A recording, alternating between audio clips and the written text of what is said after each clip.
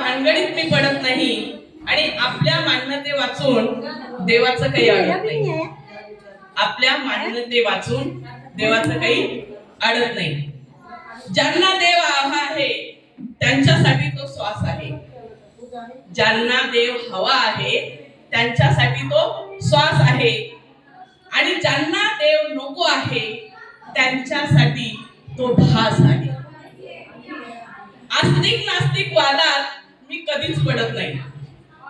आस्तिक नास्तिक नादात मी कधीच पडत नाही आणि आपल्या मान्यते वाचून देवाचं काही अडत नाही.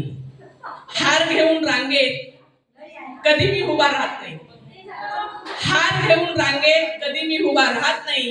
पाव किलो पेड्यांची लाच मी देवाला कधी देत नाही. पाव किलो पेड्यांची लाच मी देवाला कधी देत नाही. जो देतो भरभरून जगाला, जो देतो भरभरून जगाला त्याला मी कधी देत नाही.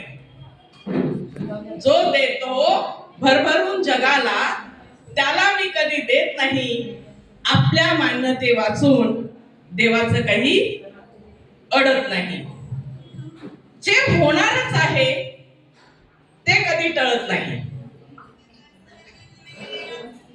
जे होणारच आहे ते कधी टळत नाही.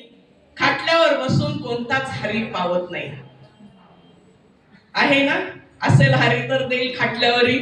तुम्ही खाट्यावर बसलात तर देईल का हरी? नाही. म्हणून मी कधी देवास वेठीत धरीत नाही. आपल्या मान्यते वाचून देवाचं काही अडत नाही. देव देवळात कधीच नसतो. मग तो कुठे असतो? तो शेतात राबत असतो. तो सीमेवर लढत असतो.